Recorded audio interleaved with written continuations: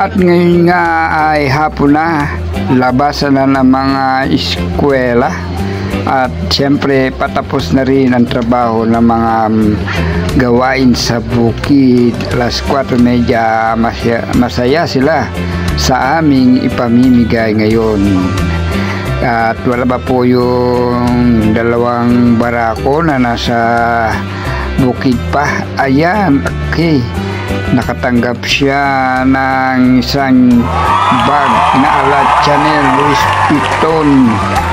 Okay, at siyempre ang mga damit para sa mga bata. Yun, may bago na sila ngayon mga damit na isusuot bago sa paningin. Ang mga damit na kanilang pamimilihan, ito naman po yun sa mga malalaki. Okay na okay, mga pambabae at mga may panglalaki.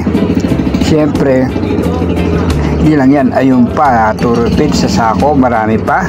At bahala ng Piolo ang mag-distribute o mabigay sa kanyang mga kamag-anak at mga kaibigan direto sa mga bata. At yun na nga, hapon na talaga sila magpapakita. Maghapon kasi sila sa bukid. Narito na ang dalawang barako na talaga namang maghapon sa bukid. Bago kami umuwi ng Cavite, pinagluto kami nila ng adobong kambing. Ayan, sarap-sarap niyan mga kaibigan. Siyempre, sinigang na bangus ang aming ulam ngayon.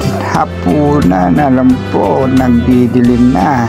Ayan, bago natapos ang mga pagluluto at bago daw kami umalis ay kumain muna kami ng masarap na kanilang ipinaghanda para sa amin. Ayan po, sabaw pa lang, ulam na.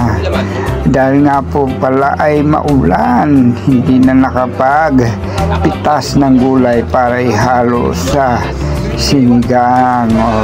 Okay na yan, malinamnam at masarap na yan. Ayan po, tingnan po namin ngayon ang adobong kambing.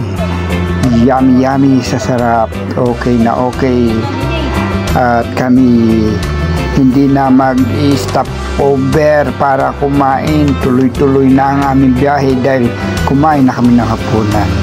At ito na nga, kami ay nakarating na ng Gentry Cavite. 7:30 PM sa Tayabas kami umalis. 11:20 PM sa Gentry Cavite. Mula Tayabas, Quezon Province hanggang Gentry Cavite ang buhos ng ulan. Grabe sa lamig ang inabot namin biyahe.